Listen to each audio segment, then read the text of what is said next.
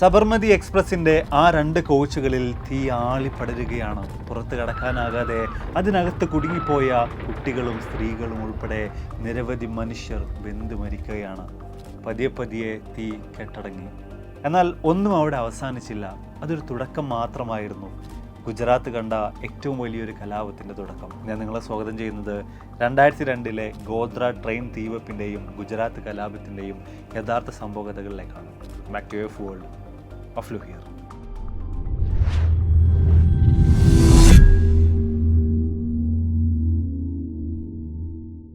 ഒരുപാടധികം കോൺട്രവേഴ്സികൾ നിറഞ്ഞ ടോപ്പിക്ക് തന്നെയാണ് 2002 ഗോദ്ര ട്രെയിൻ തീവെപ്പും അതുപോലെ തന്നെ ഗുജറാത്ത് കലാപവുമൊക്കെ.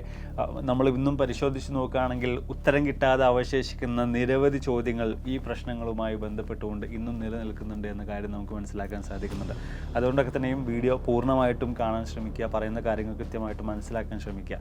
ഈ ഒരു വീഡിയോ തയ്യാറാക്കാൻ വേണ്ടി നമ്മൾ പ്രത്യേകിച്ച് ഇൻ്റർനെറ്റിലെ വ്യത്യസ്ത തരത്തിലുള്ള വിശ്വസ്തമായിട്ടുള്ള സോഴ്സുകളിൽ നിന്നുള്ള ഡാറ്റകളാണ് എടുത്തിട്ടുള്ളത്. അപ്പോൾ അതിൻ്റെ ഒക്കെ തന്നെയും ലിങ്ക് താഴെ ഡിസ്ക്രിപ്ഷനിലും മറ്റൊക്കെ ആയിട്ട് കൊടുത്തിട്ടുണ്ട്. ആ ഡാറ്റകളിൽ നിന്നുള്ള കാര്യങ്ങൾ, ആ ഒരു സോഴ്സുകളിൽ നിന്ന് ലഭ്യമായിട്ടുള്ള വിവരങ്ങൾ വെച്ച് മാത്രമാണ് നമ്മൾ ഈ ഒരു വീഡിയോ തയ്യാറാക്കിയിട്ടുള്ളത്. അതിനപ്പുറത്തേക്ക് യാതൊരു വിധത്തിലുള്ള നമ്മുടേതായിട്ടുള്ള കൂട്ടിച്ചേർക്കലുകളും നമ്മൾ ഈ ഒരു വീഡിയോയിൽ വരുത്തിയിട്ടില്ല. എന്തൊക്കെയായാലും നമ്മുടെ വിഷയത്തിലേക്ക് നമുക്ക് നേരെ തിരിച്ചു വരാം. വർഷം 2002.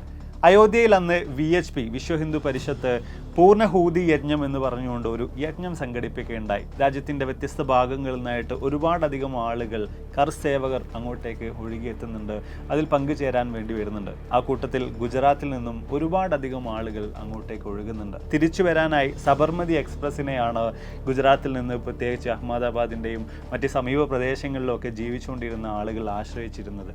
അവരെയും വഹിച്ചുകൊണ്ട് സബർമതി എക്സ്പ്രസ് അഹമ്മദാബാദിനെ ലക്ഷ്യമാക്കി യാത്ര തിരിക്കുകയാണ്. അങ്ങനെ 2002 ഫെബ്രുവരി മാസം 27 രാവിലെ 7:43 ആകുമ്പോൾ അഹമ്മദാബാദിൽ നിന്നും ഏറെക്കുറെ 130 കിലോമീറ്ററുകൾ മാറി ഗോദ്ര എന്ന് പറയുന്ന സ്ഥലത്തുള്ള റെയിൽവേ സ്റ്റേഷനിലേക്ക് ആ ട്രെയിൻ എത്തിച്ചേരുകയാണ്. ആ ഒരു ട്രെയിനിൽ അപ്പോഴുണ്ടായിരുന്ന ഭൂരിഭാഗം ആളുകളും അയോധ്യയിൽ പോയി തിരിച്ച് തങ്ങളുടെ നാട്ടിലേക്ക് മടങ്ങുകയായിരുന്ന കർസേവകന്മാരായിരുന്നു, അല്ലെങ്കിൽ കർസേവകരായിരുന്നു. മാത്രമല്ല, ഇനി ഈ ഒരു റെയിൽവേ സ്റ്റേഷൻ്റെയും അതിൻ്റെ സമീപ പ്രദേശങ്ങളെയും ഒക്കെ കൂടുതലായിട്ട് നമ്മൾ പരിശോധിക്കുകയാണെങ്കിൽ ഈ ഗോദ്ര എന്ന് പറയുന്ന ഈ ഒരു സ്ഥലത്ത്, പ്രത്യേകിച്ച് ഈ ഒരു റെയിൽവേ സ്റ്റേഷൻ്റെ സമീപ പ്രദേശങ്ങളിലായിട്ട് താമസിച്ചിരുന്നതും ഈ ഒരു റെയിൽവേ സ്റ്റേഷനിൽ ജോലി ചെയ്തിട്ടുണ്ടായിരുന്നതിൽ ഭൂരിഭാഗവും ഒക്കെ തന്നെയും ഇസ്ലാം മതവിശ്വാസികളായിട്ടുള്ള ആളുകളായിരുന്നു. മാത്രമല്ല, ഗോദ്രയിൽ കാലാകാലങ്ങളായിട്ടുള്ള ചെറിയ രീതിയിലുള്ളൊരു കമ്മ്യൂണൽ ടെൻഷൻ കൂടെ നിലനിൽക്കുന്നുണ്ട്. ബ്രിട്ടീഷുകാരുടെ കാലം മുതൽക്ക് തന്നെ ഒരു ഹിന്ദു മുസ്ലിം ടെൻഷൻ നിലനിന്നുകൊണ്ടിരിക്കുന്ന ഒരു സ്ഥലമാണ് ഗോദ്ര എന്ന് നമുക്ക് മനസ്സിലാക്കാൻ സാധിക്കുന്നുണ്ട്. എന്തൊക്കെ തന്നെയായാലും അന്നേ ദിവസം ഗോദ്രയിലെ റെയിൽവേ സ്റ്റേഷനിൽ ജോലി ചെയ്തിട്ടുണ്ടായിരുന്ന ഒരു ജീവനക്കാരനും സബർമതി എക്സ്പ്രസ്സിൽ ഉണ്ടായിരുന്ന യാത്രക്കാരനും തമ്മിൽ അവിടെ വെച്ചുകൊണ്ട് ചില പ്രശ്നങ്ങളൊക്കെ തന്നെയും ഉടലെടുക്കുകയുണ്ടായി എന്ന് പറയപ്പെടുന്നു. എന്നാൽ അതിനൊക്കെ തന്നെയും വകഞ്ഞു മാറ്റിക്കൊണ്ട് ട്രെയിൻ പിന്നെയും തൻ്റെ ലക്ഷ്യസ്ഥാനമായിട്ടുള്ള അഹമ്മദാബാദിലേക്ക് യാത്ര ആരംഭിക്കുകയാണ്. ഏതാനും ദൂരം മുന്നോട്ടേക്ക് പോയി കാണും. പല തവണകളിലായിട്ട് ട്രെയിനകത്തുള്ള എമർജൻസി ചെയിൻ ആരൊക്കെയോ വലിക്കുന്നതായിട്ട് ഈ ഒരു അവസരങ്ങളിൽ റിപ്പോർട്ട് ചെയ്യപ്പെടുന്നുണ്ട്. അതിനടിസ്ഥാനത്തിൽ ഗോദ്ര റെയിൽവേ സ്റ്റേഷനിൽ നിന്ന് ഏറെക്കുറെ 1/2 കിലോമീറ്റർ മാറിയ ഒരു സ്ഥലത്ത് സബർമതി എക്സ്പ്രസ് നിർത്തുകയാണ്. എന്നാൽ തീർത്തും അപ്രതീക്ഷിതമായി വളരെ പെട്ടെന്ന് തന്നെ 2000-ഓളം ആളുകൾ ആ ട്രെയിനിനെ പൂർണ്ണമായിട്ടും വളയുകയാണ്. മാത്രമല്ല, ആ ആളുകൾ ഈ ഒരു ട്രെയിനിൻ്റെ S5 S6 കോച്ചിനെ ലക്ഷ്യമാക്കിക്കൊണ്ട് ശക്തമായ രീതിയിലുള്ള കല്ലേറ് നടത്താൻ ആരംഭിക്കുകയാണ്. ഇതോടുകൂടി തന്നെ ഈ കോച്ചുകൾക്കകത്തുണ്ടായിരുന്ന ആളുകൾ അതിൻ്റെ വിൻഡോകളൊക്കെ തന്നെയും താഴ്ത്തിയിടുകയും അതിൻ്റെ ഷട്ടറുകൾ ലോക്ക് ചെയ്യുകയും അതോടൊപ്പം തന്നെ അതിൻ്റെ വാതിലുകൾ കൊട്ടിയടക്കുകയും ചെയ്യുകയാണ്. എന്നാൽ തീർത്തും അപ്രതീക്ഷിതമായിക്കൊണ്ട് ട്രെയിനിനകത്തുള്ള ഇൻഫ്ലേമബിൾ ആയിട്ടുള്ളൊരു വസ്തുവിൽ നിന്ന് വലിയ തോതിൽ തന്നെ ആ കോച്ചുകൾക്കകത്ത് തീ ആളിപ്പടരാൻ ആരംഭിക്കുകയാണ്. പുറത്തേക്ക് കടക്കാൻ കഴിയാത്ത വിധം ആ കോച്ചുകൾക്കകത്ത് കുടുങ്ങിപ്പോയിട്ടുണ്ടായിരുന്ന അതിനകത്തുണ്ടായിരുന്ന നിരവധി മനുഷ്യർ അന്ന് അവിടെ വെച്ചുകൊണ്ട് വെന്തു മരിക്കുകയാണ്. ആ കൂട്ടത്തിൽ 10 കുട്ടികളും 27 സ്ത്രീകളും 22 പുരുഷന്മാരും ഉണ്ടായിരുന്നു. എന്തൊക്കെ തന്നെ ആയാലും എത്രയും പെട്ടെന്ന് തന്നെ ഫയർഫോഴ്സ് അങ്ങോട്ടേക്ക് എത്തിച്ചേരുന്നുണ്ട്. വേണ്ട നടപടിക്രമങ്ങളെല്ലാം തന്നെ അവർ സ്വീകരിക്കുന്നുണ്ട്. എത്രയും പെട്ടെന്ന് തന്നെ അവർ ഈ 2 കോച്ചുകളിൽ പടർന്നിട്ടുണ്ടായിരുന്ന തീ പൂർണ്ണമായിട്ടും അണക്കുകയാണ്. എങ്കിൽ കൂടെയും അപ്പോഴേക്ക് 59 ജീവനുകൾ നഷ്ടമായി കഴിഞ്ഞിരുന്നു.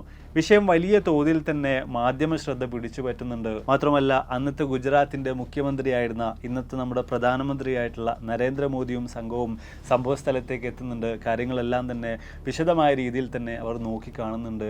തുടർ നടപടികളിലേക്ക് പോലീസും ഫയർഫോഴ്സും ഫോറൻസിക് വിഭാഗവും ഒക്കെ തന്നെ ഒരുപോലെ തന്നെ കടക്കുകയാണ്. എന്തൊക്കെ തന്നെയായാലും ഇൻക്വസ്റ്റ് നടപടികൾക്ക് വേണ്ടി ഈ കത്തിക്കരിഞ്ഞ മൃതദേഹങ്ങൾ അഹമ്മദാബാദിലേക്ക്, ഗോദ്രയിൽ നിന്നും ഏറെക്കുറെ 130-ലധികം കിലോമീറ്ററുകൾ മാറിയുള്ള അഹമ്മദാബാദിലെ സോള സിവിൽ ഹോസ്പിറ്റലിലേക്ക് കൊണ്ടുപോകാനുള്ള ഒരു തീരുമാനം അവിടെ വെച്ചുകൊണ്ട് എടുക്കുകയാണ്. എന്തൊക്കെ തന്നെയായാലും ഇതിനോടകം തന്നെ വിഷയം വലിയ തോതിൽ തന്നെ ചർച്ചകൾക്ക് വിധേയമായിട്ടുണ്ടായിരുന്നു. വലിയ തോതിൽ തന്നെ വിഷയം കാട്ടുതീ പോലെ ആളിപ്പടരാൻ ആരംഭിച്ചിട്ടുണ്ടായിരുന്നു. ഒരു പറ്റം സംഘം ട്രെയിനിന് തീവച്ചു എന്ന രീതിയിലും ആളുകളെ ചുട്ടുകൊന്നു എന്നുള്ള രീതിയിലും അതോടൊപ്പം തന്നെ പാകിസ്ഥാനിൽ നിന്ന് പോലുള്ള ഇസ്ലാമിക് തീവ്രവാദികളാണ് ഈ ഒരു ട്രെയിൻ തീവെപ്പിന് പുറകിൽ എന്ന രീതിയിലുള്ള പരാമർശങ്ങൾ പോലും പല നേതാക്കളുടെ ഭാഗത്തു നിന്നൊക്കെ ആയിട്ട് ഈ സമയങ്ങളിലായിട്ട് വന്നുകൊണ്ടിരിക്കുന്നുണ്ടായിരുന്നു. അതോടൊപ്പം തന്നെ മാധ്യമങ്ങൾ വലിയ തോതിൽ തന്നെ ഈ ഒരു വിഷയത്തിലേക്ക് ശ്രദ്ധ കേന്ദ്രീകരിക്കുകയും വലിയ തോതിൽ അതിൻ്റെ ഓരോരോ മൂവ്മെൻറ്റ്സുകൾ പോലും ലൈവായിട്ട് പോലും അവർ ജനങ്ങളിലേക്ക് സംപ്രേഷണം ചെയ്തുകൊണ്ടേയിരിക്കുകയും ചെയ്യുന്നുണ്ടായിരുന്നു. എന്തൊക്കെ തന്നെയായാലും 28-ാം തീയതി പുലർച്ചെയാണ് ഈ മൃതദേഹങ്ങളൊക്കെ തന്നെയും അഹമ്മദാബാദിലെ സോള സിവിൽ ഹോസ്പിറ്റലിലേക്ക് എത്തിച്ചേരുന്നത്. എന്നാൽ അതിനോടകം തന്നെ വ്യത്യസ്ത രാഷ്ട്രീയ പാർട്ടികളിൽ നിന്നുള്ള, വ്യത്യസ്ത മത ഗ്രൂപ്പുകളിൽ നിന്നുള്ള അനവധിയായിട്ടുള്ള ആളുകൾ ആ ഒരു ഹോസ്പിറ്റലിന് പുറത്ത് തടിച്ചുകൂടിയിട്ടുണ്ടായിരുന്നു. അവർ വ്യത്യസ്ത രീതിയിലുള്ള മുദ്രാവാക്യ വിളികളും മറ്റുമൊക്കെ ആയിട്ട് അവിടെ തുടരുന്നുണ്ടായിരുന്നു. എന്തൊക്കെ തന്നെയായാലും പിന്നീട് ഇൻക്വസ്റ്റ് നടപടികൾക്കെല്ലാം ശേഷം ഈ മൃതദേഹങ്ങളെല്ലാം തന്നെ സംസ്കരിക്കുന്നതിന് വേണ്ടി ശ്മശാനങ്ങളിലേക്ക് കൊണ്ടുപോകുന്നുണ്ട്. ഈ ഒരു അവസരങ്ങളിലൊക്കെ തന്നെയും വലിയൊരു വാഹന വ്യൂഹം തന്നെ അതിനെ പിന്തുടരുന്ന രീതിയിലൊക്കെ തന്നെയാണ് അവിടെ കാര്യങ്ങൾ അരങ്ങേറിയിട്ടുണ്ടായിരുന്നത്. ഇതൊക്കെ തന്നെയും അതാത് സമയങ്ങളിൽ മാധ്യമങ്ങളിലൂടെ ഒക്കെ തന്നെ ജനങ്ങൾ ലൈവായിട്ട് പോലും കണ്ടുകൊണ്ടിരിക്കുന്നുണ്ടായിരുന്നു. ഇവിടെ സംഭവിച്ച കാര്യങ്ങൾ നമ്മളൊന്ന് കൃത്യമായിട്ട് പരിശോധിക്കുകയാണെങ്കിൽ അയോധ്യയിൽ പോയി തിരിച്ചു വന്നുകൊണ്ടിരിക്കുകയായിരുന്ന കർസേവകന്മാരായിട്ടുള്ള ആളുകൾ സഞ്ചരിച്ചിരുന്ന ട്രെയിനിൻ്റെ 2 ബോഗികൾക്കാണ് ഇവിടെ തീ വെക്കപ്പെട്ടിരിക്കുന്നത്. അവർ ഇതിലാണ് വലിയ തോതിൽ തന്നെ വാർത്തകൾ പ്രചരിച്ചുകൊണ്ടിരുന്നത്. മാത്രമല്ല ഇതിൻ്റെ കാരണക്കാരായിട്ട് നേരെ പറഞ്ഞുകൊണ്ടിരുന്നത് മറ്റൊരു വിഭാഗത്തിൽപ്പെട്ട, പ്രത്യേകിച്ച് മുസ്ലിം വിഭാഗത്തിൽപ്പെട്ട ആളുകൾ തന്നെയായിരുന്നു. ഇവിടെ നമ്മൾ കൃത്യമായിട്ട് പരിശോധിക്കുകയാണെങ്കിൽ വലിയ തോതിൽ തന്നെ ഒരു ടെൻഷൻ, എന്തും സംഭവിക്കാവുന്ന ഒരു രീതിയിലേക്ക് കാര്യങ്ങളൊക്കെ പതിയെ എത്തിച്ചേരുകയാണ്. ഇനി ഒരു തീപ്പൊരി വീണ് കഴിഞ്ഞാൽ അതിൽ വലിയ തോതിലുള്ള ഒരു കലാപം പോലും സംഭവിക്കുമെന്നൊരു അവസ്ഥയിലേക്ക് പതിയെ കാര്യങ്ങൾ എത്തിച്ചേരുന്നുണ്ട്. ഇവിടെയൊക്കെ തന്നെയും മാധ്യമങ്ങളുടെ റിപ്പോർട്ടിംഗ് കൂടെ വലിയ തോതിൽ ഈ കാര്യങ്ങൾക്ക് ആക്കം കൂട്ടിയിട്ടുണ്ടായിരുന്നു. ഈ ഒരു കാര്യത്തിലേക്ക് സ്വാധീനം ചെലുത്തിയിട്ടുണ്ടായിരുന്നു. അതോടൊപ്പം തന്നെ പല നേതാക്കന്മാരുടെ പ്രസ്താവനകളും അവരുടെ വാക്കുകളും പോലും വലിയ തോതിൽ ആളുകളെ ചൊടിപ്പിക്കുന്ന ഒരു അവസ്ഥയിലേക്ക് കാര്യങ്ങളെ കൊണ്ടെത്തിച്ചിട്ടുണ്ടായിരുന്നു. ഇതിനിടയിൽ തന്നെയാണ് VHP സംസ്ഥാന വ്യാപകമായ രീതിയിൽ ഒരു ബന്ദിന് കൂടെ ആഹ്വാനം ചെയ്യുന്നത്. എന്തൊക്കെ തന്നെയായാലും 28-ാം തീയതി രാവിലെ ആകുമ്പോഴേക്ക് തന്നെ കാര്യങ്ങൾ പതിയെ മോശമായി തുടങ്ങുകയാണ്. സംസ്ഥാനത്തിൻ്റെ പല ഭാഗങ്ങളിലായിട്ട്, പ്രത്യേകിച്ച് അഹമ്മദാബാദിൻ്റെ തന്നെ വ്യത്യസ്ത ഭാഗങ്ങളിലായിട്ട് ചെറിയ രീതിയിൽ ആക്രമണങ്ങൾ ഉടലെടുക്കാൻ ആരംഭിക്കുകയാണ്. മാത്രമല്ല ഗുജറാത്തിൻ്റെ പല മേഖലകളിൽ നിന്നായിട്ട് ആളുകൾ അഹമ്മദാബാദിലേക്ക് ഒഴുകിയെത്തുക കൂടെ ചെയ്തിട്ടുണ്ടായിരുന്നു.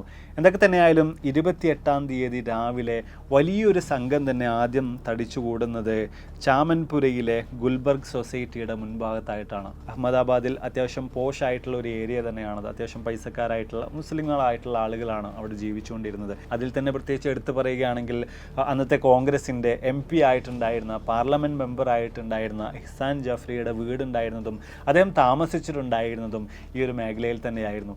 എന്തൊക്കെ തന്നെയായാലും പിന്നെയും അക്രമകാരികളുടെ എണ്ണം അവിടെ വർദ്ധിച്ചു വരാൻ ആരംഭിക്കുകയാണ്. ഇതോടുകൂടിയിട്ട് തന്നെ ഭയപ്പെട്ടു പോയിട്ടുണ്ടായിരുന്ന അവിടെ ജീവിച്ചുകൊണ്ടിരിക്കുന്ന പല ആളുകളും ഇഹ്സാൻ ജഫ്രിയുടെ വീട്ടിലേക്ക് അഭയത്തിന് വേണ്ടി ഓടിയെത്തുന്നുണ്ട്. സമയം ഏറെക്കുറെ 9 മണിയാകുമ്പോൾ ഗുൽബർഗ് സൊസൈറ്റിയുടെ മതിലുകളെല്ലാം ഭേദിച്ചുകൊണ്ട് അക്രമകാരികളായിട്ടുള്ള ഈ ആളുകൾ അതിനകത്ത് പ്രവേശിക്കുകയാണ്. പിന്നെയും സമയം മുന്നോട്ടേക്ക് പോകുന്നു. ഏറെക്കുറെ 1 മണിയാകുമ്പോൾ ഈ തടിച്ചു കൂടിയിട്ടുള്ള ആളുകളുടെ കൈകളിലൊക്കെ തന്നെയും വാളും വ്യത്യസ്ത വടികളും അതുപോലെ തന്നെ പൈപ്പുകളും ക്യാനിൽ നിറച്ച മണ്ണെണ്ണയും ഒക്കെ തന്നെ പ്രത്യക്ഷപ്പെടാൻ ആരംഭിക്കുകയാണ്. കാര്യങ്ങൾ വലിയ ഗുരുതരമായിട്ടുള്ള അവസ്ഥയിലേക്കാണ് പോകുന്നത് എന്ന കാര്യത്തെക്കുറിച്ച് ഇഹ്സാൻ ജഫ്രിക്കും സംഘത്തിനും കൃത്യമായി തന്നെ ബോധ്യമാവുകയാണ്. അതോടുകൂടി തന്നെ അദ്ദേഹം തൻ്റെ എല്ലാവിധ കോണ്ടാക്റ്റും ഉപയോഗിച്ചുകൊണ്ട്, എല്ലാവിധ സ്വാധീനവും ഉപയോഗിച്ചുകൊണ്ട് വേണ്ട രീതിയിലുള്ള സഹായങ്ങൾ നേടിയെടുക്കാനുള്ള ശ്രമങ്ങൾ നടത്തുകയാണ്. അദ്ദേഹം താമസിച്ചുകൊണ്ടിരുന്ന സ്ഥലത്ത് നിന്ന് ഏറെക്കുറെ 1 കിലോമീറ്റർ മാറിയിട്ടാണ് അവിടുത്തെ പോലീസ് സ്റ്റേഷനും മറ്റുമൊക്കെ വരുന്നത്. അതുപോലെ തന്നെ തൊട്ടടുത്താണ് കമ്മീഷണറുടെ ഓഫീസ് വരുന്നത്. അദ്ദേഹം മാറി മാറി പോലീസുകാരെ നിരന്തരമായിട്ട് വിളിച്ചുകൊണ്ടിരിക്കുകയാണ്. DGP അദ്ദേഹം വിളിക്കുന്നുണ്ട്, കമ്മീഷണർ അദ്ദേഹം വിളിക്കുന്നുണ്ട്.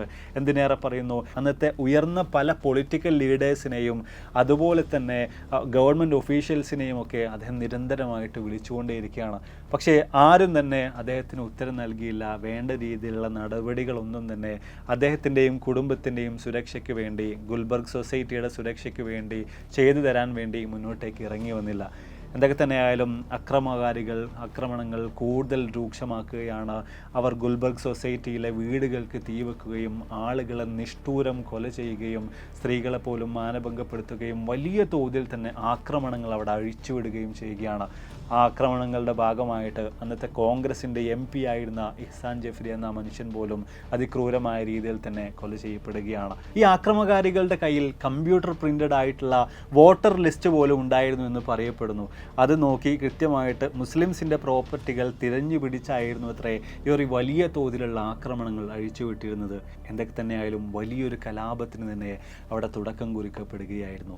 ഇതേ സമയം നരോദ ഗാവ് എന്ന് പറയുന്ന സ്ഥലത്തും 5000-ലധികം ആളുകൾ തടിച്ചുകൂടുകയും വലിയ തോതിലുള്ള ഒരു ആക്രമണത്തിന് അവിടെയും അവർ തുടക്കം കുറിക്കുകയും ചെയ്തിരുന്നു. അതിൻ്റെ പ്രധാനമായിട്ടുള്ള കാരണം തലേ ദിവസം ഒരു VHP നേതാവ് ഒരു ഹിന്ദു പെൺകുട്ടിയെ ഈ ഗ്രാമത്തിലുള്ള ആളുകൾ തട്ടിക്കൊണ്ടുവന്നിട്ടുണ്ട് എന്നൊരു ഫാൾസ് അലഗേഷൻ വലിയ തോതിൽ തന്നെ പ്രചരിപ്പിച്ചിട്ടുണ്ടായിരുന്നു. അതിനടിസ്ഥാനത്തിൽ അതിൽ കലി പൂണ്ടിട്ടുണ്ടായിരുന്ന നാട്ടിൽ ഇത്തരത്തിലുള്ള വ്യത്യസ്ത സംഭവങ്ങൾ തങ്ങൾക്ക് നേർക്ക് വന്നുകൊണ്ടിരിക്കുന്നുണ്ട്, സംഭവിച്ചുകൊണ്ടിരിക്കുന്നുണ്ട്, ഇതിനെതിരെ പ്രതികരിച്ചേ മതിയാവൂ എന്ന് ഉറച്ചു വിശ്വസിച്ചിട്ടുണ്ടായിരുന്ന ആളുകൾ തന്നെയാണ് നരോദ ഗാവിലേക്ക് ഇറങ്ങി തിരിച്ചിട്ടുണ്ടായിരുന്നത്. എന്തൊക്കെ തന്നെയായാലും 5000-ഓളം വരുന്ന ആളുകൾ അതിക്രൂരമായ രീതിയിലുള്ള പല ചെയ്തികളും ആ ഗ്രാമവാസികൾക്ക് നേർക്ക് അഴിച്ചുവിടുകയാണ്. അതിക്രൂരമാം വിധം ആ ഗ്രാമത്തിലുണ്ടായിരുന്ന നിരവധി ആളുകളെ അവർ കൊന്നു തള്ളുകയാണ്. വലിയ തോതിലുള്ള നാശനഷ്ടങ്ങൾ അവിടെ വരുത്തി വെക്കുകയാണ്. സ്ത്രീകളെ മാനഭംഗപ്പെടുത്തുകയാണ്. 35 കുട്ടികൾ ഉൾപ്പെടെ 97 ആളുകളെയാണ് അന്നേ ദിവസം ആ ആളുകൾ സംഘം ചേർന്നുകൊണ്ട് കൊന്നു തള്ളിയത്. ഇവരുടെ കയ്യിലൊക്കെ തന്നെയും മാരകായുധങ്ങൾ പോലും ഉണ്ടായിരുന്നു എന്ന് പറയപ്പെടുന്നു. മാത്രമല്ല ഇത്ര ചുരുങ്ങിയ സമയത്തിനുള്ളിൽ എങ്ങനെയാണ് ഇവർക്ക് ഇത്രയേറെ മാരകായുധങ്ങൾ സംഘടിപ്പിക്കാൻ സാധിച്ചത് എന്നതുപോലും വലിയ തോതിൽ ആ സമയങ്ങളിൽ ആളുകൾ ആശ്ചര്യത്തോടുകൂടെ ഉറ്റുനോക്കിയിരുന്ന് ചർച്ച ചെയ്തിരുന്ന ഒരു വിഷയമായിരുന്നു. എന്തൊക്കെ തന്നെയായാലും ഈ ഒരു വിഷയങ്ങൾക്കൊക്കെ തന്നെയും മാസ്റ്റർ മൈൻഡ് ആയിട്ടുണ്ടായിരുന്നത് ബാബു ബജ്രംഗി എന്നൊരു വ്യക്തിയായിരുന്നു.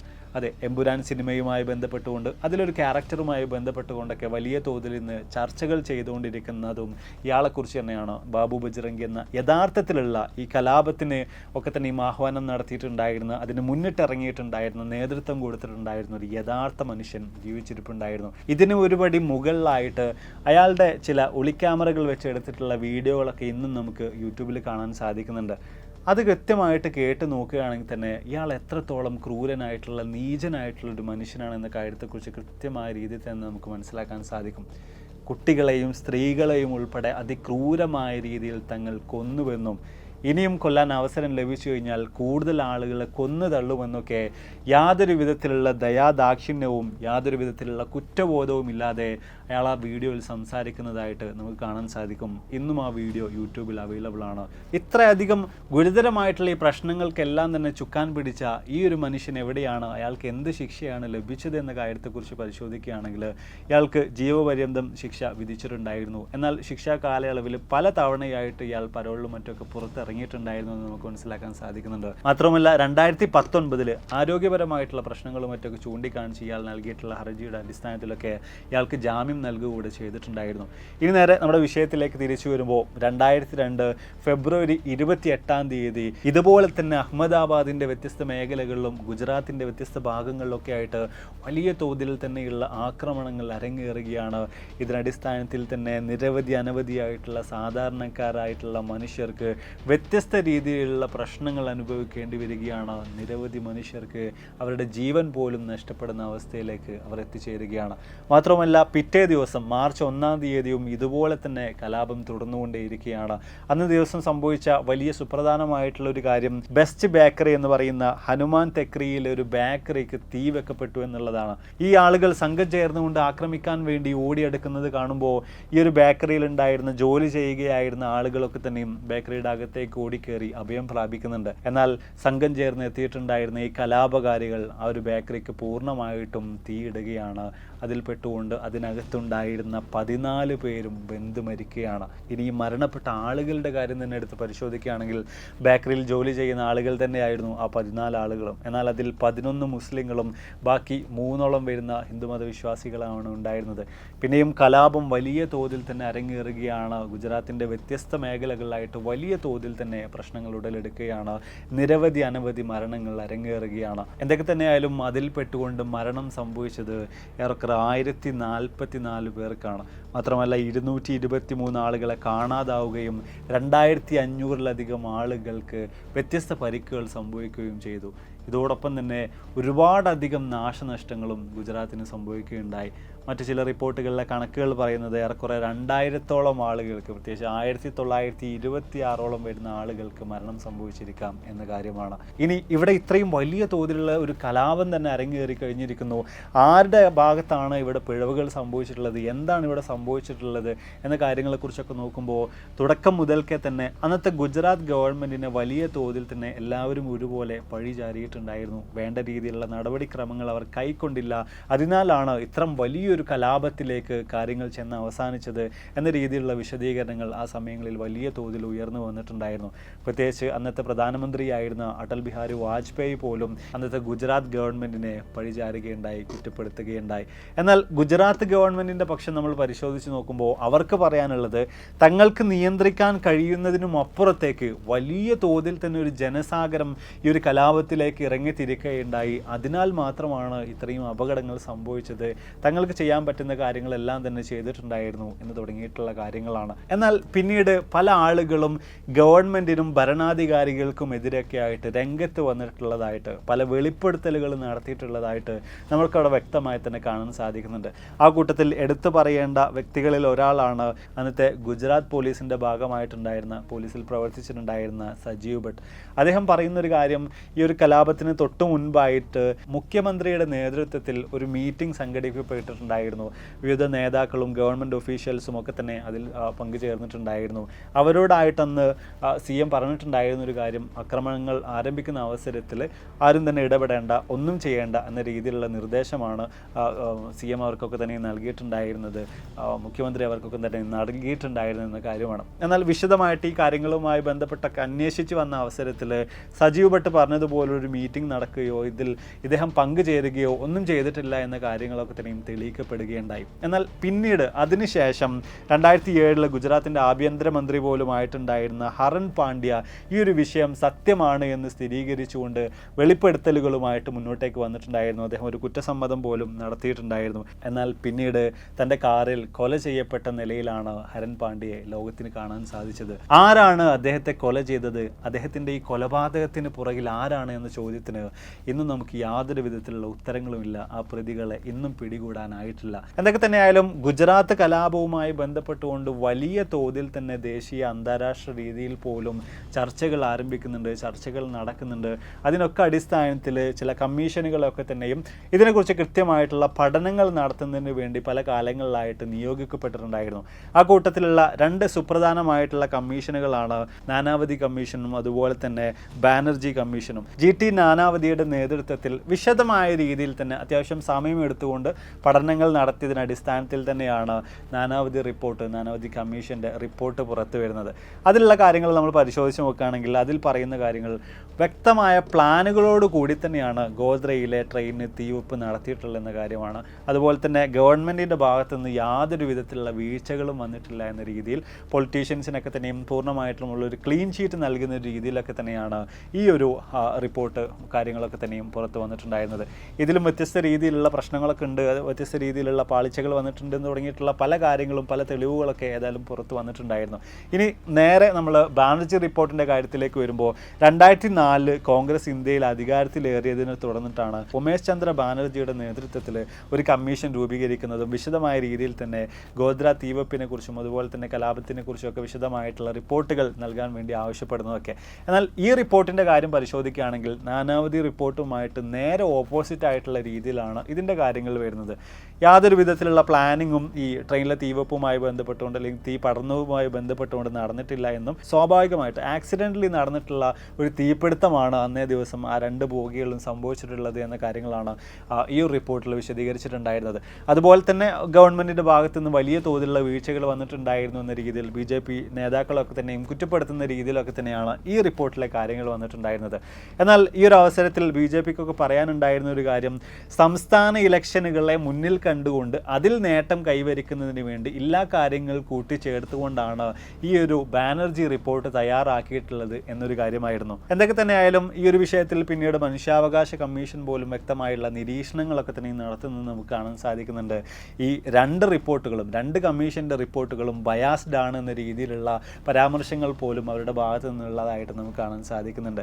പിന്നെയും 60ഓളം അന്വേഷണങ്ങൾ വ്യത്യസ്ത ഓർഗനൈസേഷനുകളുടെയും കമ്മീഷനുകളുടെയും ഒക്കെ നേതൃത്വത്തിലായിട്ട് ഈ ഒരു വിഷയത്തിൽ അരങ്ങേറിയിട്ടുണ്ടായിരുന്നു. ആ കൂട്ടത്തിൽ നമ്മൾ എടുത്തു പറയുകയാണെങ്കിൽ ഒന്ന് ഇൻഡിപെൻഡൻ്റ് ആയിട്ടുള്ള രീതിയിൽ VR കൃഷ്ണയ്യരുടെ നേതൃത്വത്തിൽ നടന്നിട്ടുണ്ടായിരുന്ന കൺസേൺഡ് സിറ്റിസൺ ട്രിബ്യൂണലിൻ്റെ നേതൃത്വത്തിൽ നടന്നിട്ടുണ്ടായിരുന്ന ഒരു പഠനവും അതിൻ്റെ റിപ്പോർട്ടൊക്കെയാണ്. അപ്പം മുമ്പേ പറഞ്ഞിട്ടുണ്ടായിരുന്ന ബാനർജി റിപ്പോർട്ടിലെ കാര്യങ്ങളെയും അതുപോലെ തന്നെ നാനാവധി റിപ്പോർട്ടിലെ കാര്യങ്ങളെയും ഒക്കെ പല രീതിയിലും ഈ പുതിയ റിപ്പോർട്ട് ചോദ്യം ചെയ്യുന്നത് നമുക്ക് കാണാൻ സാധിക്കുന്നുണ്ട്. അതിൽപ്പെട്ട ഒന്നാമത്തെ കാര്യം, ഈ ട്രെയിനിൽ മുഴുവനും കർസേവകന്മാരാണ് എന്ന കാര്യത്തെക്കുറിച്ച് എങ്ങനെ പറയാൻ സാധിക്കുമെന്നുള്ളതാണ്. ട്രെയിനിൽ ടിക്കറ്റ് എടുത്തും എടുക്കാതെയൊക്കെ ഒരുപാടധികം ആളുകൾ കയറിയിട്ടുണ്ടാവും. മാത്രമല്ല ഈ കത്തിക്കരിഞ്ഞ മൃതദേഹങ്ങളുടെ കൂട്ടത്തിൽ 5 മൃതദേഹങ്ങളാണ് കൃത്യമായ രീതിയിൽ തന്നെ ഐഡൻറ്റിഫൈ ചെയ്യപ്പെട്ടിട്ടുണ്ടായിരുന്നത്. ആ കൂട്ടത്തിലൊന്ന് ഗോദ്ര റെയിൽവേ സ്റ്റേഷനിലെ സ്റ്റേഷൻ മാസ്റ്ററുടെ വൈഫിൻ്റേതാണ്. അവരുടെ കയ്യിൽ ഒരു ടിഫിൻ ബോക്സ് ഉണ്ടായിരുന്നു, അത് വെച്ചിട്ടാണ് അവർ ഐഡൻറ്റിഫൈ ചെയ്തിട്ടുണ്ടായിരുന്നത്. അപ്പം ഒരുപാടധികം ഈ ഒരു കർസേവകന്മാരായിട്ടുള്ള ആളുകളും അല്ലാത്ത ആളുകളും ഒക്കെ തന്നെ അന്നേ ദിവസം ആ ഒരു ട്രെയിനിൽ പ്രത്യേകിച്ച് ഈ 2 കോച്ചുകളിലായിട്ടുണ്ടാകാനുള്ള സാധ്യതകൾ ഒരുപാടുണ്ട്. മാത്രമല്ല എന്തിനിവർ ഈ 5-6 കോച്ചുകളെ മാത്രം ലക്ഷ്യം വെക്കണം, ബാക്കിയുള്ള ഏതിനെ വേണമെങ്കിലും ലക്ഷ്യം വെച്ച് ഇങ്ങനെ ഒരു ആക്രമണം നടത്തുകയാണെങ്കിൽ നടത്തിക്കൂടെ? അതുപോലെ തന്നെ 2000ഓളം ആളുകൾ ട്രെയിനിനെ വളഞ്ഞു ഈ ഒരു കോച്ചുകൾക്ക് നേർക്ക് ആക്രമണങ്ങൾ അഴിച്ചുവിട്ടു എന്ന് പറയപ്പെടുമ്പോൾ എന്തുകൊണ്ട് ഈ 2 കോച്ചുകൾ അതുപോലെ തന്നെ ഇത്രയധികം ആളുകൾക്ക് എങ്ങനെയാണ് ആ ഒരു ചെറിയ സ്ഥലത്ത് നിന്നുകൊണ്ട് ഇത്തരം പ്രവർത്തികൾ ചെയ്യാൻ സാധിക്കുന്നത്? ഇങ്ങനെയുള്ള പല കാര്യങ്ങളെയും കൃത്യമായ രീതിയിൽ തന്നെ ഈ ഒരു റിപ്പോർട്ടിൽ ചോദ്യങ്ങളായിട്ട് ഉന്നയിക്കുന്നതായിട്ട് നമുക്ക് കാണാൻ സാധിക്കുന്നുണ്ട്. ഇനി അതുപോലെ തന്നെ ഈ ഒരു തീപിടുത്തത്തെക്കുറിച്ച് നോക്കുകയാണെങ്കിൽ അത് ആക്സിഡൻ്റലി തീ പിടിച്ചതാണോ അതോ ആരെങ്കിലും തീ വെച്ചതാണോ? ഈ ഒരു കാര്യത്തെക്കുറിച്ച് ഈ ഒരു ട്രിബ്യൂണലിന് പറയാനുള്ളത്, ഈ ഒരു വിഷയവുമായി ബന്ധപ്പെട്ടുകൊണ്ടുള്ള കൺക്ലൂസീവ് ആയിട്ടുള്ള രീതിയിലുള്ള അഭിപ്രായങ്ങളൊന്നും തന്നെ, കൃത്യമായ രീതിയിൽ വിശ്വാസയോഗ്യമായിട്ടുള്ള അഭിപ്രായങ്ങളൊന്നും തന്നെ ആരിൽ നിന്നും കണ്ടെത്താൻ സാധിക്കുന്നില്ല. അതുകൊണ്ടൊക്കെ തന്നെയും ഈ ഒരു വിഷയത്തിൽ കൃത്യമായിട്ടുള്ളൊരു നിഗമനത്തിലേക്ക് എത്തിച്ചേരാൻ സാധിക്കുന്നില്ല എന്നൊരു മറുപടിയായിരുന്നു. ഇനി ഇവിടെ ഫോറൻസിക് എവിഡൻസ് കാര്യങ്ങളൊക്കെ വെച്ച് നോക്കുകയാണെങ്കിൽ അതൊക്കെ തന്നെയും സൂചിപ്പിക്കുന്നത് ഒരു ഇൻഫ്ലേമബിൾ ആയിട്ടുള്ള പെട്ടെന്ന് തീപിടിക്കാൻ സാധ്യതയുള്ള ഒരു വസ്തുവിൽ നിന്ന് ഈ ഒരു കോച്ചുകളുടെ അകത്ത് നിന്ന് തന്നെയാണ് ഈ ഒരു തീ ആളി പടർന്നിട്ടുള്ളത് എന്ന രീതിയിലുള്ള കാര്യങ്ങളാണ്. ഇനിയിപ്പം അവിടെയും നമുക്ക് ചോദ്യങ്ങൾ വരാം, എങ്ങനെ അത് കത്തി, അല്ലെങ്കിൽ ആരതിനകത്ത് ഇത്തരത്തിലുള്ള ഇൻഫ്ലേമബിൾ ആയിട്ടുള്ളൊരു വസ്തു കൊണ്ടുവന്ന് വെച്ചു, അങ്ങനെ തുടങ്ങിയിട്ട് ചോദ്യങ്ങൾ തീർച്ചയായിട്ടും അവിടെയുണ്ട്. അതിനൊന്നും കൃത്യമായിട്ടുള്ള മറുപടികൾ നമുക്ക് എവിടെ ഒന്നും ലഭ്യമല്ല എന്നുള്ളതാണ് അതിനെ നമുക്ക് അവിടെ മനസ്സിലാക്കാനായിട്ട് കാണാനായിട്ട് സാധിക്കുന്ന കാര്യം. അപ്പോൾ എന്തായാലും നമ്മൾ വീഡിയോസോടെ വൈൻഡപ്പ് ചെയ്യണം. വീഡിയോയിലൂടെ കൃത്യമായ രീതിയിൽ എന്താണ് ഗോദ്രയിൽ സംഭവിച്ചത്, എന്താണ് ഗുജറാത്തിൽ സംഭവിച്ചത്, എങ്ങനെയാണ് ട്രെയിനിലെ 2 കോച്ചുകളിലുണ്ടായ തീപിടുത്തം വലിയ തോതിൽ തന്നെ ഒരു കലാപത്തിലേക്ക് എത്തിയത്, അതെങ്ങനെയാണ് അതിൻ്റെ ഭീകരതയിലേക്ക് ചെന്ന് അവസാനിച്ചത്, അങ്ങനെ തുടങ്ങിയിട്ടുള്ള കംപ്ലീറ്റ് കാര്യങ്ങളെക്കുറിച്ചും ഇതുമായി ബന്ധപ്പെട്ട് നടന്നിട്ടുള്ള റിപ്പോർട്ടുകളെക്കുറിച്ചും അതിൽ വന്നിട്ടുള്ള വ്യക്തമായിട്ടുള്ള കാര്യങ്ങളെക്കുറിച്ചൊക്കെ തന്നെ ഈ വീഡിയോയിലൂടെ നിങ്ങൾക്ക് വിശദമായ രീതിയിൽ തന്നെ മനസ്സിലാക്കാൻ സാധിച്ചു എന്ന് തന്നെ വിചാരിക്കുന്നു. ഈ ഒരു വിഷയവുമായി ബന്ധപ്പെട്ടുകൊണ്ട് 1500-ലധികം ആളുകൾക്കെതിരെ FIR രജിസ്റ്റർ ചെയ്യപ്പെട്ടിട്ടുണ്ടായിരുന്നു. 30-ലധികം ആളുകൾ ശിക്ഷിക്കപ്പെട്ടിട്ടുണ്ടായിരുന്നു. അതിൽ തന്നെ 11-ഓളം വരുന്ന ആളുകൾക്ക് വധശിക്ഷയാണ് വിധിച്ചിട്ടുണ്ടായിരുന്നത്. എങ്കിൽ പിന്നീട് അത് ജീവപര്യന്തമായി മാറുകയുണ്ടായി. എന്തൊക്കെ തന്നെയായാലും ഇവിടെ ഈ വിഷയങ്ങളുമായിട്ട് കൃത്യമായ രീതിയിലുള്ള കണക്കുകൾ വെച്ച് നമ്മൾ പരിശോധിച്ച് നോക്കുകയാണെങ്കിൽ ഇവിടെ നഷ്ടങ്ങൾ സംഭവിച്ചിട്ടുള്ളത് സാധാരണക്കാരായിട്ടുള്ള മനുഷ്യർക്കാണ്. ആ കൂട്ടത്തിൽ ഹിന്ദുവും മുസ്ലിമും ഒക്കെ പെടുന്നുണ്ട്. ഈ മരണപ്പെട്ട ആളുകളിൽ 200-ലധികം ഹിന്ദുക്കളായിട്ടുള്ള ആളുകൾ, ഹിന്ദുമതവിശ്വാസികളായിട്ടുള്ള ആളുകൾ നമുക്ക് കാണാൻ സാധിക്കുന്നുണ്ട്. അപ്പം പൂർണ്ണമായും ഇത്തരം ഒരു കലാപം കൊണ്ട്, ഒരു വലിയ ലഹള കൊണ്ട് വലിയ നാശനഷ്ടങ്ങൾ, ജീവൻ പോലും നഷ്ടമായിട്ടുള്ളത് ഗുജറാത്തിലെ അഹമ്മദാബാദിലൊക്കെ തന്നെയുള്ള സാധാരണക്കാരായിട്ടുള്ള ജനങ്ങൾക്കായിരുന്നു. എന്നാൽ ഈ വിഷയങ്ങളൊക്കെ കൊണ്ട് ഇവിടെ ഏറ്റവും അധികം നേട്ടം കൊയ്തത് ആരാണ്? ഇവിടെയൊക്കെ തന്നെ നമ്മൾ പരിശോധിച്ച് നോക്കുകയാണെങ്കിൽ ഈ ബ്രിട്ടീഷുകാരുടെ ഒരു ഭിന്നിപ്പിച്ച് ഭരിക്കൽ കാലാകാലങ്ങളായിട്ട് നമ്മളൊരു ശാപം പോലെ അതങ്ങനെ തുടർന്നുകൊണ്ടിരിക്കുകയാണ്. അതിൻ്റെ വ്യത്യസ്ത വേർഷനുകളായിട്ടാണ് നമ്മളിപ്പോൾ പലതായിട്ട് കണ്ടുകൊണ്ടിരിക്കുന്നത്. ഇപ്പോൾ സോഷ്യൽ മീഡിയയിൽ വരെ വലിയ തോതിൽ തന്നെ എത്തി നിൽക്കുന്നുണ്ട്. വലിയ ചേരിതിരിഞ്ഞുള്ള സംസാരങ്ങളും വിദ്വേഷങ്ങളും വിദ്വേഷ പ്രസംഗങ്ങളും കമൻറ്റുകളും ഒക്കെ നമുക്കിന്ന് സോഷ്യൽ മീഡിയകൾ, പ്രത്യേകിച്ച് ഫേസ്ബുക്ക് പോലുള്ള സോഷ്യൽ മീഡിയയിലൊക്കെ വലിയ തോതിൽ തന്നെ കാണാനായിട്ട് സാധിക്കുന്നുണ്ട്. ഇവിടെയും ഒരു തരത്തിലല്ലെങ്കിൽ മറ്റൊരു രീതിയിൽ നോക്കുകയാണെങ്കിൽ പലരും നമ്മളെ മുതലെടുക്കുകയാണ്. നമ്മളതൊന്നും മനസ്സിലാക്കാതെ കീ കൊടുത്ത ടോയ്കളെ പോലെ അവർ പറയുന്ന കാര്യങ്ങളും കേട്ടുകൊണ്ട് നമ്മുടെ വിലപ്പെട്ട സമയവും ഊർജ്ജമൊക്കെ ചെലവഴിച്ചുകൊണ്ട് എന്തിനെന്നില്ലാതെ മറ്റു പലരോടും കയർത്തുകൊണ്ട് വിദ്വേഷങ്ങൾ പറഞ്ഞുകൊണ്ട് മുന്നോട്ടേക്ക് പോവാണ്. തീർച്ചയായിട്ടും ഇതൊക്കെ തിരിച്ചറിഞ്ഞ് നമ്മൾ മാറി ചിന്തിക്കേണ്ട കാലമൊക്കെ എപ്പോഴോ അതിക്രമിച്ചിട്ടുണ്ട്. ഈ മനുഷ്യരെ ഹിന്ദുവും മുസ്ലിമും ക്രിസ്ത്യനും ജൈനനും പാഴ്സിയൊക്കെ ആയിട്ട് കാണുന്നതിന് പകരം മനുഷ്യരായിട്ട് നമ്മൾ നോക്കി കാണാൻ ആരംഭിച്ച തീരാവുന്ന പ്രശ്നമുള്ളൂ ഇതൊക്കെ. അപ്പം വലിയ തോതിലുള്ള വർഗീയ വിദ്വേഷങ്ങൾ നടത്തുന്ന ആളുകളെ അല്ലെങ്കിൽ അത്തരത്തിലുള്ള ആളുകളെ പറഞ്ഞു മനസ്സിലാക്കാൻ ഒരു പരിധി വരെ ശ്രമിച്ചു നോക്കുക. നടക്കുന്നില്ലെങ്കിൽ വീട് ഒറ്റപ്പെടുത്തുക. അത് മാത്രമേ നമുക്കിനി ചെയ്യാനായിട്ട് സാധിക്കുള്ളൂ.